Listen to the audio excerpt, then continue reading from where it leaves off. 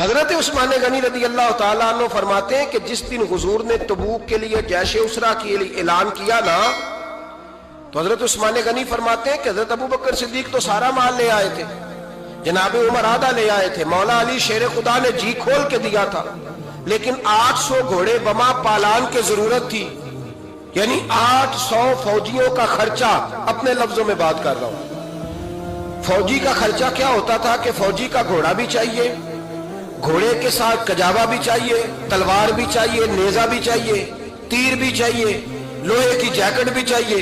حضرت عثمان غنی کہتے ہیں نبی پاک نے اعلان کرنا شروع کیا، ایک دفعہ اعلان کیا تو میں نے کہا حضور 200 فوجی کا خرچہ میرا۔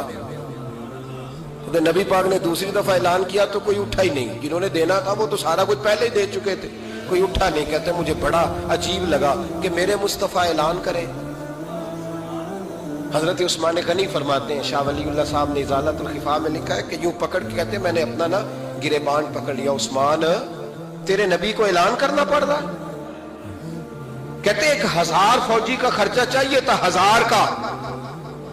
عثمان کہتے تیسری دفعہ حضور نے اعلان کیا تو کہا یا رسول اللہ 200 اور ڈال لیں۔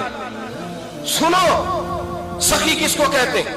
حضرت عثمان غنی رضی اللہ تعالیٰ عنہ فرماتے ہیں میرے پاس کل خرچہ میرے پاس 800 فوجیوں کا تھا، میں سارا کچھ بھی گھر سے لے آؤں تو 1000 میں پھر بھی پورا نہیں کر سکتا تھا، لیکن جب نبی پاک نے چوتھی دفعہ کہا نا کہ اٹھو بھائی ابھی خرچہ چاہیے، عثمان کہتے مجھے لگتا تھا میرے گریبان پھٹ جائے گا، یار میرے محبوب کو اعلان کرنا پڑ رہا ہے۔ عثمان غنی فرماتے میں اٹھ کے کھڑا ہوا، میں نے کہا حضور اب آپ نے اعلان نہیں کرنا، آپ 1000 ہی میرے کھاتے میں ڈال دیں، میں سب کا بندوبست کرا دوں گا۔ فرماتے میں نے 200 فوجی کا خرچہ پکڑ دکڑ کے پورا کیا۔ 200 کا خرچہ، غریب اصل میں اللہ سے تجارت نہیں کرتا اس لیے امیر نہیں ہوتا، غریب اللہ سے تجارت کرے نا، اللہ سے اس کے رستے میں 200 دے کے 70 گنا کی امید رکھے یہاں بھی وہاں بھی، پھر امیر ہو جائے۔ یہ تجارت نہیں کرتا، یہ کہتا ہے اللہ کے رستے میں امیر خرچ کریں گے، میری نہیں ڈیوٹی۔ حضرت عثمان غنی کہتے ہیں میرے پاس 800 کا بندوبست تھا، میں نے 1000 کا دیا۔ حضور تشریف لے گئے، فرماتے ہیں جہاد سے جب واپسی ہوئی نا، ایک ایسا سودا تھا جس میں سے مجھے نفع کی امید ہی نہیں تھی، پر اللہ نے مجھے 11 گنا نفع عطا فرمایا۔ مالا مالے سخی نہیں ہوندے، سخیاں کل مال۔ دیکھیں نا جنت البقیع، وہ والا قبرستان جس میں کوئی دفن ہو جائے تو نبی پاک کی سفارش کا حقدار ہو گیا، وہ والا قبرستان جس کا نام ہی جنت ہے۔ وہاں نا ایک یہودی اپنے جانور باندھا کرتا تھا، تو سرکار ایک دن اس طرف گئے تو واپس آئے، حضرت عثمان غنی قریب کھڑے تھے، نبی کریم صلی اللہ تعالی علیہ وسلم نے فرمایا عثمان اس جگہ کی طرف ذرا چکر لگانا، جگہ بڑی اچھی ہے۔ عثمان غنی گئے، جگہ خرید کے واپس آ گئے۔ حضور نے فرمایا ہوا ہے، عرض کی حضور خرید آیا ہوں۔ فرمایا میں نے تو چکر لگانے کا کہا تھا۔ کہا یا رسول اللہ آپ نے یہ بھی تو فرمایا تھا جگہ بڑی اچھی ہے، تو جس کو آپ نے اچھا کہہ دیا یہودی کے پاس تو نہیں نہ رہنی چاہیے، تو میں نے خرید دی۔ شرم نہیں آتی لوگوں کو۔ حضرت عثمان کے بارے میں بات کرتے ہیں، جس قبرستان میں سیدہ پاک بی بی صاحبہ حضرت فاطمہ الزہرا آرام کر رہی ہے، وہ زمین حضرت عثمان نے تحفہ دی ہے۔ حیا نہیں آتی بات کرتے، شرم نہیں آتی؟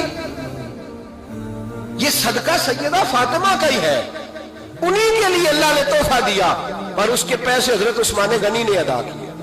پھر اس قبرستان میں سیدہ پاک نے آرام کیا، پھر اسی قبرستان میں عثمان ابن مسعود نے آرام کیا، پھر اسی قبرستان میں حضرت حلیمہ سعدیہ لیٹی ہوئی ہے، اسی قبرستان کے اندر نبی پاک کی زوجہ سیدہ عائشہ آرام کرتی، پھر اسی زمین پر میرے محبوب کے پیارے نواسے امام حسن آرام فرما۔ حضرت عثمان غنی رضی اللہ تعالیٰ عنہ کے بارے میں بات کرتے تیری زبان نہیں کانپتی؟ ان کو بات کرتا ہے جن کے تحفے اہل بیت نبوت نے قبول فرمائے، اور وہاں آرام کرنا انہوں نے پسند کیا، اتنا بڑا جرت بند ہو گیا تو۔ حضرت سیدنا عثمان غنی رضی اللہ تعالیٰ عنہ سخاوت کی تو کمال کر دیا حضرت عثمان غنی، اور پھر ضرورت سے زیادہ پیسے دے کے۔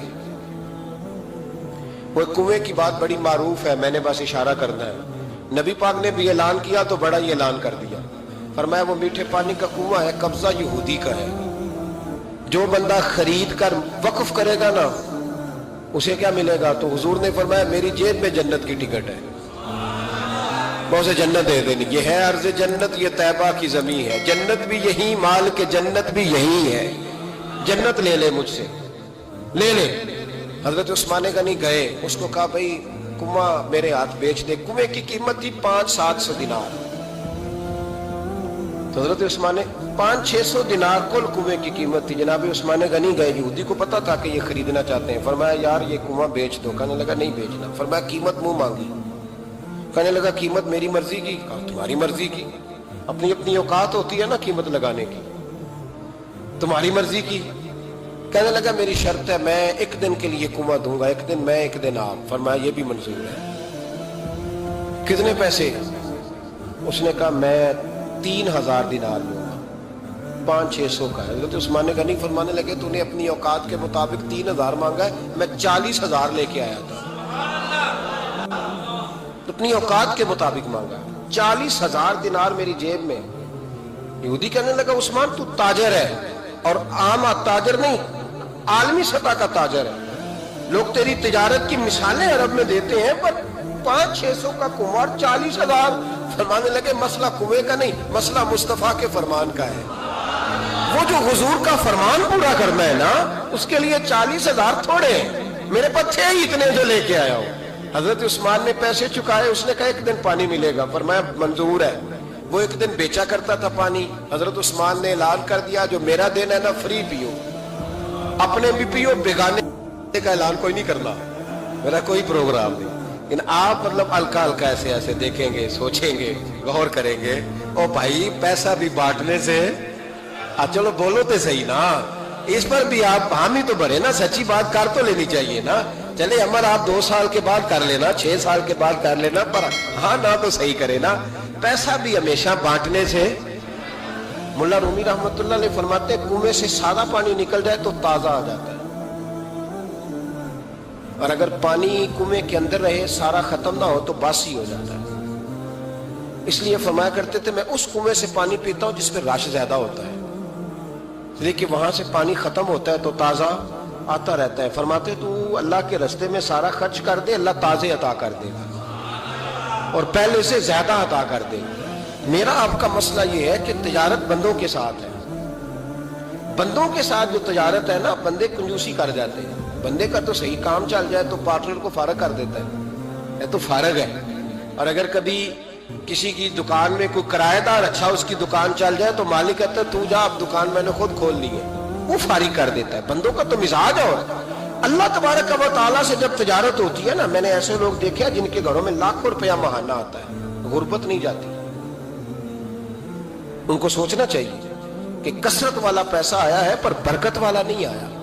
حضرت عثمان غنی رضی اللہ تعالیٰ عنہ فرماتے ہیں کہ میں نے پہلے بھی میں بڑا تاجر تھا، لیکن جب سے مصطفیٰ کے نام پر خرچ کرنا شروع کیا، پھر کہاں کہاں سے آیا کب، اور بڑی سیانی بات فرماتے ہیں۔ آپ فرماتے ہیں میں کلمہ پڑھنے سے پہلے تجارت کو وقت زیادہ دیتا تھا، اور مسلمانوں ہونے کے بعد میں نے تجارت کو ٹائم تھوڑا دیا، پر اللہ نے روزی مجھے زیادہ عطا فرمائی۔ اس لیے برکت پر ہماری توجہ نہیں رہی، غیبی خزانوں پر خیال ہم نے چھوڑ دیا ہے۔ غیبی خزانوں سے جو چیز ملتی ہے وہ زیادہ ملتی ہے، جو مادی ذرائع سے ملتی ہے وہ چیز کم ہوتی ہے۔ حضرت عثمان غنی پر الزام لگا جب آپ کا دور حکومت تھا، یہ یاد رکھیں کہ سب سے زیادہ الزامات حضرت عثمان غنی پہ لگائے گئے۔ جن بندوں کے قد کاٹ زیادہ ہوتے ہیں ان کے خلاف پروپیگنڈے بھی لمبے چوڑے ہی ہوتے ہیں۔ بڑی بڑی بات یاد رکھنا، کہا گیا کہ حضرت عثمان لوگوں کو نوازتے بڑا ہے، بڑا دیتے ہیں حضرت عثمان غنی۔ تو حضرت عثمان غنی فرمایا کرتے تھے حکمران تو میں آج بنا ہوں تو میں تو پہلے بھی بڑا دیتا تھا، وہ کس خزانے سے دیتا تھا؟ آپ جواب دیا کرتے۔ دیکھیں ذرا، لاکھوں لوگ حج کرنے آتے تھے، پر حضرت عثمان غنی حج کرنے جاتے تو اعلان کر دیتے کہ کوئی حاجی حج کے موقع پر آ کے کھانا نہ پکائے، سب کو کھانا عثمان غنی اپنی جیب سے دیا کرے۔ مینا میں لنگر خانہ ہوتا تھا حضرت عثمان غنی کا، مینا میں، فرماتے تھے کھاؤ حاجیوں جتنا کھا سکتے۔ اور پھر حضرت عثمان غنی کا اعلان تھا، خدام کو کہتے تھے میں آخر میں کھاؤں گا، پہلے میرے سارے آنے والے حاجیوں کو کھلایا جائے۔ ایک بات اور سن لیں، بڑا ستایا گیا حضرت عثمان غنی کو، پراپوگنڈے کیے گئے، آپ کے خلاف مہم چلی، عبداللہ ابن سبا نے بڑی مہم جوئی کی آپ کے خلاف۔ یہودیوں نے مسلمانوں کا روپ دھار کر بڑا آپ کو ستایا، تکلیفیں دی، جی آپ اپنے رشتہ داروں کو بڑا دیتے ہیں، فرمایا کرتے تھے جیب سے دیتا ہوں، مال خزانہ سے نہیں دیتا۔ حضرت عثمان غنی رضی اللہ تعالیٰ عنہ کو بڑا ستایا گیا۔ یہ واحد خلفائے راشدین میں خلیفہ ہے جن کا 40 دن پانی بند کیا گیا، کھانا نہیں آنے دیا گیا، لیکن کمال ہستی حضرت عثمان غنی کی۔ مولا علی جیسے شیروں نے جا کے کہا آپ اشارہ کریں، یہ جو آپ کے خلاف نکلے ہوئے ہیں تو ایک تلوار سے مار دیے جائیں گے۔ تو حضرت سیدنا عثمان غنی فرمانے لگے میں وہ والا مینڈا نہیں بننا چاہتا جس کی وجہ سے مدینے کی گلیاں رنگین ہو جائیں۔ امن کا کہا آپ خلافت چھوڑ دیں، فرمایا حضور نے کہا تھا اللہ تمہیں ایک قمیض پہنائے گا، لوگ اتارنا چاہیں گے، تم نے اتارنی نہیں۔ صبر سے، حوصلے سے، اطمینان سے، یہ وہ واحد ہستی ہے حضرت عثمان غنی۔ انہوں نے شہادت قبول کر لی لیکن تلوار نہیں چلنے دی، لوگوں کو ایک دوسرے کے گلے نہیں کاٹنے دی۔ وہ شخصیت ہے حضرت عثمان غنی کی، لیکن بڑا ستایا گیا، بڑا پراپوگنڈا۔ مجھے بتائیے اس کے بارے میں اللہ قرآن کی آیتیں نازل کر دے اور جس کے بارے میں مصطفیٰ کریم ایک بار نہیں تین بار جنت کی بشارت عطا کر دے، کوئی بندہ ہمیں تاریخ بتائے، حوالے دے، کہانیاں سنائے تو ہم اس کی کہانیاں دیکھیں گے یا نبی پاک کا فرمان دیکھیں گے؟ بولیں، جا کے بولیں، جا کے۔ کسی کہانی پر کبھی بھی کان، بس ایک حدیث میں نے بڑی دفعہ سنائی ہے، پھر سناتا ہوں، ترمذی میں ہے، نبی پاک جنازگاہ تک گئے جنازہ پڑھنے، یا رسول اللہ فلاں آدمی انتقال کر گیا، جنازگاہ تک تشریف لے گئے جنازہ پڑھانے، لیکن جنازگاہ تک پہنچ کر محبوب نے فرمایا اس کا جنازہ نہیں پڑھانا۔